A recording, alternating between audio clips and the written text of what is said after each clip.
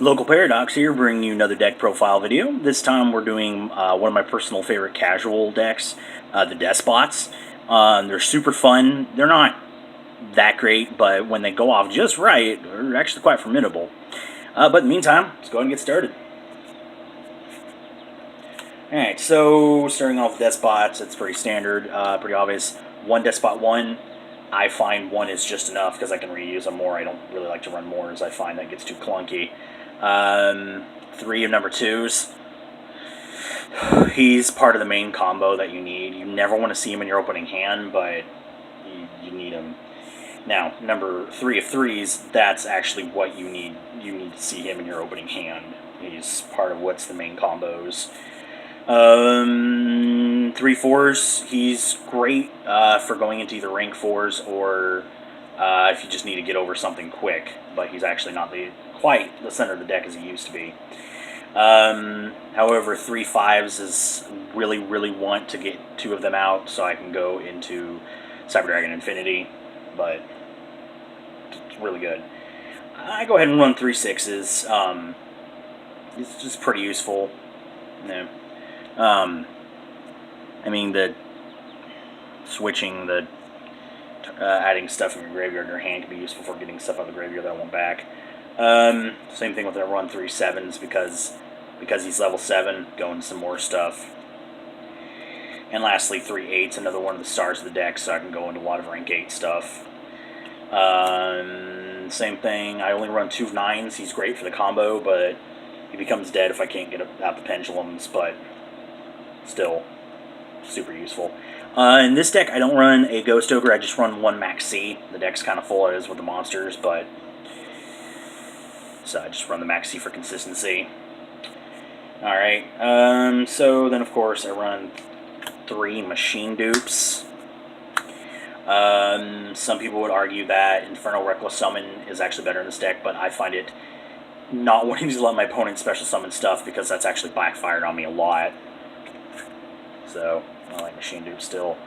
The 3 Despot base, absolute necessary. It's just, the little boost is great, but honestly I find it using it more for the being able to reshuffle if I get a bad opening hand more, to be perfectly honest. Another weird card, but I found super useful in this deck is Level Lifter. Great for going in the extra deck when I need to go in the extra deck, but admittingly becomes a dead draw after that. And then some 1-ofs. 1 Regeki, just wiping the board. I think Mind Control's back at 3, but I only run 1 anymore. It's clunky, but it's great for snatching resources from your opponent. 1 Limb Removal, going for the OTK. Upstart for consistency. This deck has consistency issues. Now, I still run MST in this deck simply because I don't like dropping this stuff in the graveyard. This deck doesn't like graveyard because it kind of messes up some of the combos of what you can and can't do.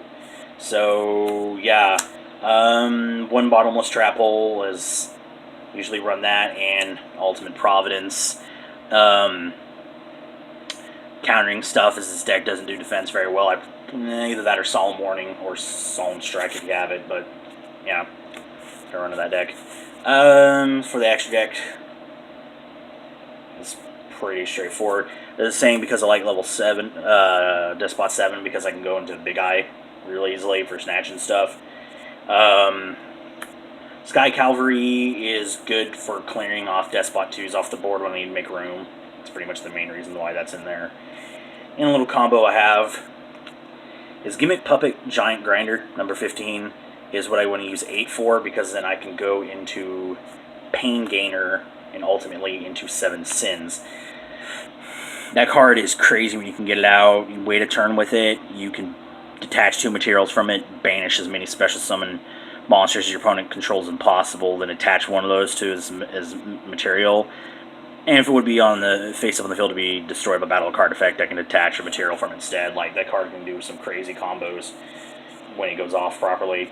And then Nova, that's why I need Despot 5 so much to go in Infinity. This is one of the handful of decks I can still go into it fairly good amount of ease. It's the XYZs. And Synchros. 1 Jet. I actually don't go into it a ton, but still good to have.